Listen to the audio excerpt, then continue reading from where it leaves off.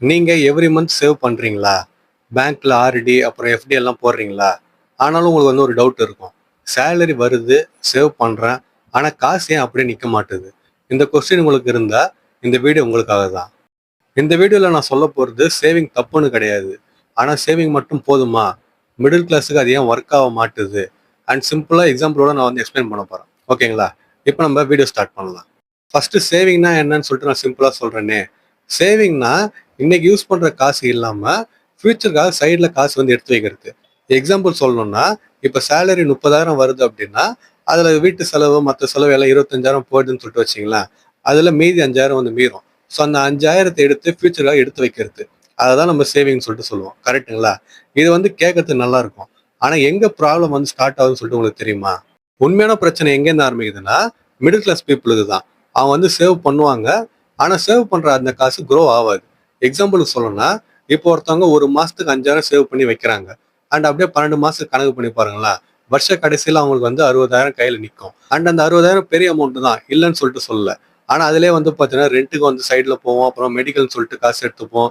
அதுக்கடுத்து மத்த ஃபீஸ்ன்னு சொல்லிட்டு, சேவ் பண்ற காசுலயே நம்ம கை வைக்கிற நிலைமை நமக்கு வாழ்க்கையில வரும். அப்படி இருக்கிறப்ப, அந்த 60,000 வேல்யூ குறைஞ்சிரும். இதுதான் பாத்தீங்கன்னா உண்மையான எதிரியே. இதுக்கு காரணம் என்னன்னா, இன்ஃப்ளேஷன் தான். இன்ஃப்ளேஷன்னா என்னன்னு சொல்லிட்டு கேட்டீங்கன்னா, சிம்பிளா சொல்லணும் அப்படின்னா, இன்னைக்கு ரூ. 100 நம்ம வாங்குற பொருள், நாளைக்கு ரூ. 120 விற்பாங்க. அதுதான் இன்ஃப்ளேஷன் சொல்லிட்டு சொல்லுவாங்க. எக்ஸாம்பிளுக்கு சொல்லணும்னா, 2015 எடுத்துக்கோங்களேன். அப்ப டீ ரூ. 10 நம்ம குடிச்சிருப்போம். ஆனா இப்ப டீயோட விலை யோசிச்சு பாருங்க. ரூ. 5 ரூ. 20 சொல்லிட்டு கடைக்கேத்த விலை விக்கிறாங்க. அப்ப ரூ. 10 கிடைச்ச டீ இப்ப ரூ. 5 ரூ. 20 சொல்லிட்டு விக்கிறாங்க. இப்ப என்ன டீயை தங்கத்துல போடுறாங்களா இல்ல மாடு பால் தங்கத்துல கறகுதான்னு சொல்லிட்டு தெரியல. காசோட வேல்யூ அப்படியே இருக்குது. ஆனா வாங்குற பொருள் பாத்தீங்கன்னா அதோட விலை ஏறினே போகுது.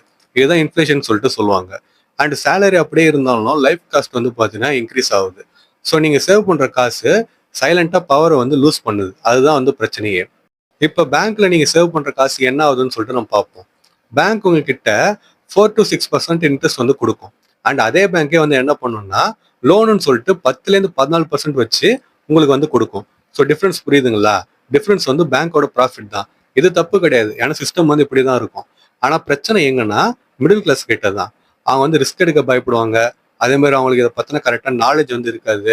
அண்ட் அவங்க சேவ் பண்ணாலே போதும், நம்ம வாழ்க்கை நல்லா இருக்கலாம்னு சொல்லிட்டு அந்த மாதிரி சேவிங் மட்டுமே டிபெண்ட் பண்ணியிருப்பாங்க. அண்ட் அதே மாதிரி சேவ் பண்றப்ப நமக்கு ஒரு ஃபீலிங் வரும். அப்பாடா நம்ம இப்ப சேவ் பண்ணிட்டோம், இந்த காசு நம்ம ஃபியூச்சர்ல யூஸ் பண்ணிக்கலாம், நம்ம இப்ப ரெஸ்பான்சிபிளா இருக்கிறோம், நம்ம ஃபியூச்சருக்காக யோசிக்கிறோம்னு சொல்லிட்டு நம்ம நினைச்சுப்போம். அண்ட் இந்த ஃபீலிங் தான் growth ஸ்டாப் பண்றது. இது நம்மள கம்ஃபர்ட் ஜோனுக்கு தள்ளி விட்டுடுது. அப்படி தள்ளி விடுறப்ப சரி நம்ம சேவ் பண்ணாலே போதும், வாழ்க்கை நல்லா இருக்குதுன்னு சொல்லிட்டு நம்ம நினைச்சுப்போம். ஆனா சேவ் பண்றது மட்டும் பத்தாது, அதுல நமக்கு வளர்ச்சியும் தேவைப்படுது. ஸோ நான் என்ன சொல்ல வரேன்னா, சேவிங் தப்பு கிடையாது. அண்ட் சேவ் பண்ணக்கூடாதுன்னு சொல்லிட்டு நான் சொல்லல. ஆனா சேவிங் மட்டும் போதாதுன்னு சொல்லிட்டு சொல்றேன்.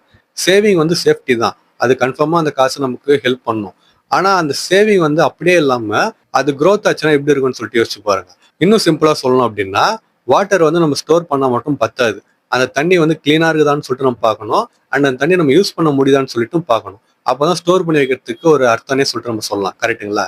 அதே மாதிரி நம்ம காசை சேவ் பண்ணி வச்சா மட்டும் பத்தாது. அதை ஃபியூச்சர்ல growth ஆகிற முறையும் நம்ம பார்க்கணும். இந்த வீடியோல நான் ப்ராப்ளம் மட்டும் தான் சொல்லியிருக்கிறேன். ஏன் மிடில் கிளாஸ் மணி சேவ் பண்ண முடியல, அந்த ப்ராப்ளம் மட்டும் தான் நான் சொல்லியிருக்கிறேன். நெக்ஸ்ட் வீடியோல சேலரி ட்ராப் பத்தி டீட்டெயிலா பேசுவோம்.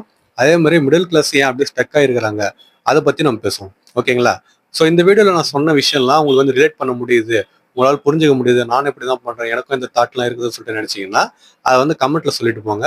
ஏன் கமெண்ட் பண்ண சொல்றேன்னா, நீங்க கமெண்ட் பண்றப்ப அதை பாக்குற மத்தவங்களும் நம்மள மாதிரியே மத்தவங்க இருக்கிறாங்க போல இருக்குது, அதனால நம்ம எதுவும் பெருசா தப்பு பண்ணல, அப்ப நம்மளும் விஷயங்களை தெரிஞ்சுன்னு மாத்திப்போன்னு சொல்லிட்டு அவங்களும் நினைப்பாங்க. அதுக்காக தான் கமெண்ட் பண்ண சொல்றேன்.